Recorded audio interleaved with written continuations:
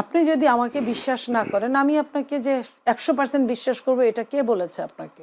জামাতের চেয়ে বিএনপির বিরুদ্ধে প্রতিপক্ষের অভিযোগটা বেশি। আমার কাছে এখন সবকিছু দুধ ভাত মনে হয়, যে যাহা বাউন্ন তাহাই 53।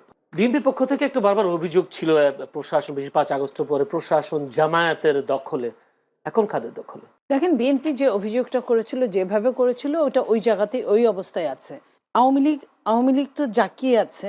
আপনার ধরেন 15-15.5 বছরে যদি 12-13 লাখ যদি সরকারি কর্মচারী থাকে, তা 10.5 লাখ সামথিং আপনার আওয়ামী লীগের এই 15 বছরে 15.5 বছরে নিয়োগপ্রাপ্ত হয়েছে। সেই আওয়ামী লীগের নিয়োগপ্রাপ্ত, আপনার মনে আছে আওয়ামী লীগের সময়ের যে নির্বাচনগুলো, 14 নির্বাচন আর 18 নির্বাচন এবং 24 নির্বাচনের আগে যারা প্রিজাইডিং অফিসার ছিল, রিটার্নিং অফিসার ছিল, তাদের কিন্তু 14 জেনারেশনের খবর নিত আওয়ামী লীগ 2 বছর 3 বছর আগে থেকে। তার শ্বশুর বাড়ির লোকরা কোন দল করে, তার বাবার বাড়ির লোকরা কোন দল করে, ওইভাবে নিয়ে কিন্তু তাদের বানিয়েছে। আপনি দেখেন, ওই লোকগুলাই কিন্তু এখনো আপনার ডিসি, ওদের মধ্যে থেকে, এর বাইরে দেওয়াও অতটা সম্ভব না, কিন্তু আপনার যারা বেশি কালার ছিল তারা কিন্তু আছে এখনো, সচিব থেকে শুরু করে আপনার একদম ইওনো পর্যন্ত। তাইলে যদি ওই জায়গাটায় একটা ইওনোর কাছে একটা আসনের নির্বাচন ডিপেন্ড করছে, একটা রিটার্নিং অফিসারের কাছে 5টা-7টা ইলেকশনের আসন ডিপেন্ড করছে, তাহলে আপনার মনে করেন বিএনপি কি বলেছিল? বিএনপি বলেছিল যে আমরা রিটার্নিং অফিসারের আন্ডারে নির্বাচনটা চাই না, আমরা এই নির্বাচনটা নির্বাচন কমিশনের আন্ডারে চাই, যেটা জেলায় জেলায় থানায় থানায় নির্বাচন কমিশনের অফিস আছে এবং 1-2 জন করে কর্মচারী আছে ফুল পেজে। তো সেটা কিন্তু সরকার রাজি হয় নাই, দেয় নাই, কিংবা ইসিও কর্ণপাত করে নাই। তাহলে আমাদের লাভটা কি হলো? এখন আপনি জামাত আছে না বিএনপি আছে, এই প্রশ্নটা কিন্তু এই মুহূর্তের জন্য অবান্তর। এখন এই প্রশ্নটা বান্তর, যে প্রশ্নটা যে ফ্যাসিস্টের যদি আপনার ছায়াটা থাকে, তাহলে সবার জন্য কিন্তু দুঃসময়। আমি বুঝতে পেরেছি, কথা পরিষ্কার। একটা প্রশ্ন, সেটি হচ্ছে বিএনপির বিরুদ্ধে একটা অভিযোগ বারবার, কালকে টক শোতেও অনেকে করেছে, বিএনপি যে গণভোট হতে যাচ্ছে, গণভোটের কোন পক্ষে আসে, হাতে নাকি নাতে? বিএনপি কাউকে কিছুই বলে নাই। বিএনপি তো এমন একটা দল, বিএনপি তো নিজের দলের কাছে ধানের শীষেও ভোট চায় না। বিএনপির অনেক লোক যদি ধানের শীষে ভোট না দেয়, বিএনপি কিছু করতে পারবে? ঠিক তেমনই আপনার হা না ভোটটাও মানুষের, জনগণের স্বাধীনতার উপর বিএনপি হয়তো বা ছেড়ে দিয়েছে, কারণ এখনো যেহেতু পরিষ্কার হয় নাই। আমি এটাই মনে করি। আরেকটা জায়গায় কোন জিনিসটা পরিষ্কার হয়নি, মানে ইয়েস নো কিছুই বলে নাই, বরং বিএনপির মহাসচিব বলেছেন আমরা তো নিষেধ করি নাই। তার মানে কি, নিষেধ যেহেতু করেন নাই, তাদের মৌনতা আছে তাদের। এখন আরেকটা যে জিনিসটা, যেটা নিয়ে আমি এর আগে বলেছিলাম, এখনো আমি ওটা তুলতে চাই, যে কথাটা, যে ভোটটা, এই ভোটের আগে আপনার নর্মাল নিয়ম অনুযায়ী আপনার এই গণভোটটাকে বৈধতা দিতে গেলে আরেকটা গণভোট দরকার, কারণ সংবিধানে নাই এটা। তো সংবিধানে বৈধতা পাওয়ার জন্য একটা গণভোট দরকার, আমরা তো তা করছি না। আমরা কিন্তু সবাই মিলে বিএনপিকে একরকম বাধ্য করছি যে এই গণভোটেই থাকতে হবে। আমি বলি, এই জুলাই সনদ তো আপনার সংবিধানের কোথাও নাই, এটা তো তখন জুলাই ছিল না, সংবিধান যখন হয়েছে।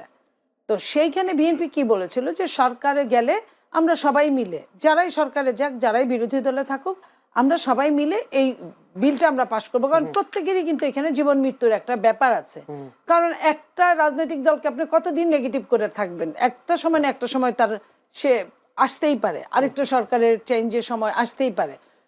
তো সেই জায়গায় কিন্তু বিএনপি বলেছিল, সেখানে কিছু কিছু দল সেটাকে কিন্তু মেনে নেয় না। আমি বলি যে যখন বিএনপির মেনে নেয় নাই, আপনি যদি আমাকে বিশ্বাস না করেন, আমি আপনাকে যে 100% বিশ্বাস করবো, এটা কে বলেছে আপনাকে?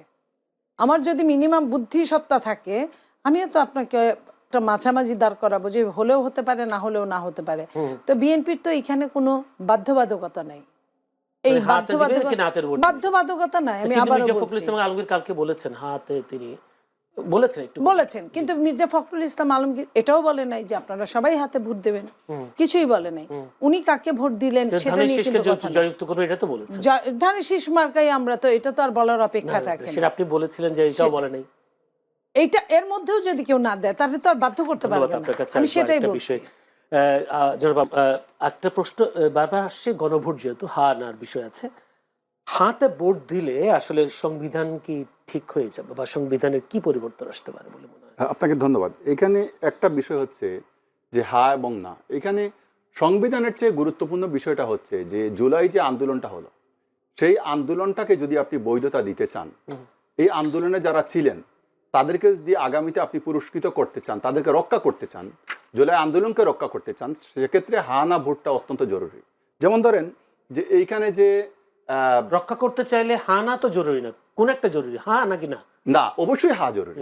এখন কথা হচ্ছে যে এখানে আমি একটা বিষয় বলি, যখন জুলাই যে সনদটা যখন স্বাক্ষর হলো, সেই স্বাক্ষরে কিন্তু এখানে কিন্তু বিএনপির কিছু আপনার নোট অফ ডিসেন্ট এটা থাকতে পারে, এটা থাকতে পারে, কিন্তু তারপরে যে সরকার অধ্যাদেশ জারি করলো, সেই অধ্যাদেশের বিষয়ে কিন্তু বিএনপির অবস্থানটা পরিষ্কার ছিল না। এখন যেহেতু সামনে নির্বাচন চলে আসছে, আমার মনে হচ্ছে যে এই বিষয়টা বিএনপি যদি তাদের অবস্থান হানার পক্ষে, যদি তারা, অর্থাৎ তারা কি চান, হা হলে হা, না হলে না, অবশ্যই তারা হা চাইবেন, এটাই তো প্রত্যাশা সবাই করে এবং আমরাও এটাও আমরা মনে করি।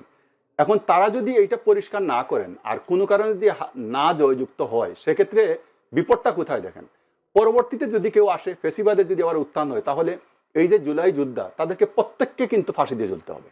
সুতরাং এই বিএনপি বাদ যাবে না, কেউ যাবে না বাদ। এইখান থেকে আপনি বিএনপি না, শুধু তো আপনি আমিও বাদ যাব না, অন্যরা তো বাদ যাবে না যারা আন্দোলন করেছে জুলাই অভ্যুত্থানের সময়। বরং বিএনপি আরো বেশি সেখানে ক্ষতিগ্রস্ত কেন হবে? দেশ জুড়ে বিএনপি যা করেছে, যতটুকুই করুক, তারা তাদের প্রতিপক্ষ আওয়ামী লীগ আছে, এই প্রতিপক্ষের ক্ষেত্রে জামাতের চেয়ে বিএনপির বিরুদ্ধে প্রতিপক্ষের অভিযোগটা বেশি। সুতরাং তার মানে কি, তারা বলতে চায় যে জামাতের চেয়ে বিএনপির দ্বারা তারা বেশি ক্ষতিগ্রস্ত হয়েছে সরকার পরিবর্তনের পরে।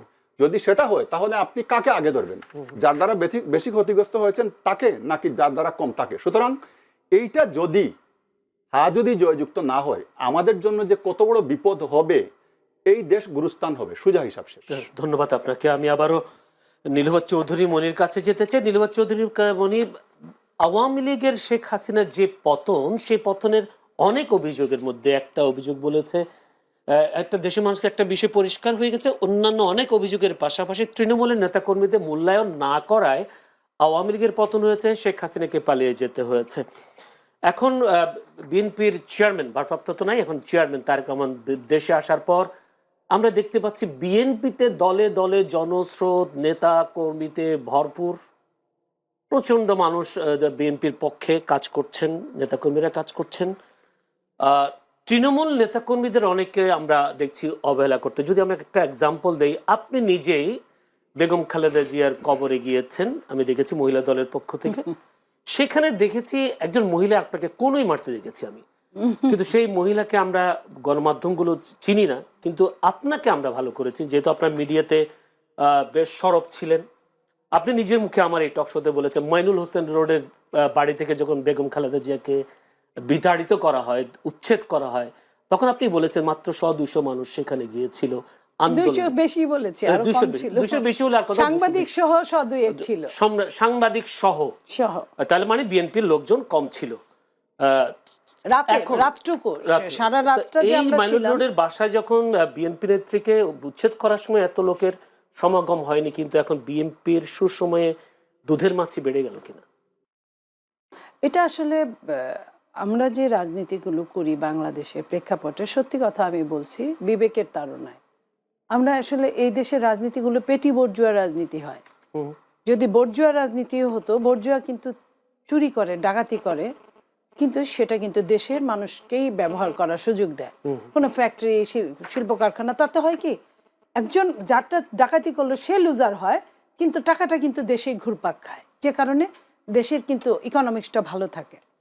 আর পেটি বর্জুয়া তো সেটা না করে বিদেশে পাচার করে। আমরা ওই জায়গাটার অবস্থানের মধ্যে থাকা মানুষ, বহু বছর যাবত এটাই হচ্ছে, যে যেভাবে আছে সে সেভাবেই মোটা তাজা হচ্ছে ব্যক্তিগতভাবে, দেশ কিন্তু মোটা তাজা হচ্ছে না। সেই জায়গায় আপনার মানুষজন এত বেশি এটা মনে করে যে রাজনীতিবিদ মানেই এখানে টাকার খেলা, টাকা আছে। যে রাজনীতিবিদ নমিনেশন পাচ্ছে না, সেও কিন্তু টাকা নাই বলে পাচ্ছে না। এটা আপনি চিন্তা করেন, এখানে অনেস্ট মানুষের কোনো অবস্থান পাচ্ছে না, টাকা নাই বলে পাচ্ছে না।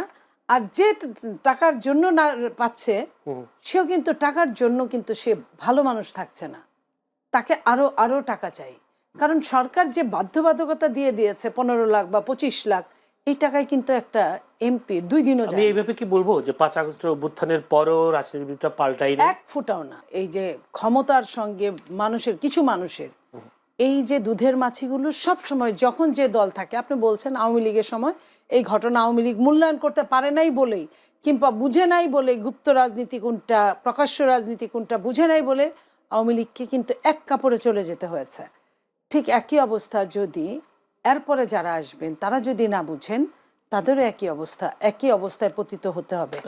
আমি বিএনপির ক্ষেত্রে এই কথাটাই বলবো, এবং জামাতকে আমি অন্যরকম একটা দল মনে করেছিলাম দলের ক্ষেত্রে, যে জামাত তার প্রতিদিনকার রিপোর্ট অনুযায়ী তার জাস্টিফাই হয়, প্রাতিষ্ঠানিকভাবে রাজনীতি করে। কিন্তু আমি যখন দেখলাম যে কিছু নমিনেশন না পাওয়া লোক, কিছু বহিষ্কৃত লোক যখন জামাতের মনোনয়ন পেয়ে গেলেন, জয়েন করে ফেললেন, এবং কেউ কেউ মনোনয়নও পেয়ে গেলেন, আমার কাছে এখন আমার কাছে এখন সবকিছু দুধ ভাত মনে হয়, যে যাহা বা অন্য তাহাই তেপ্পান্ন।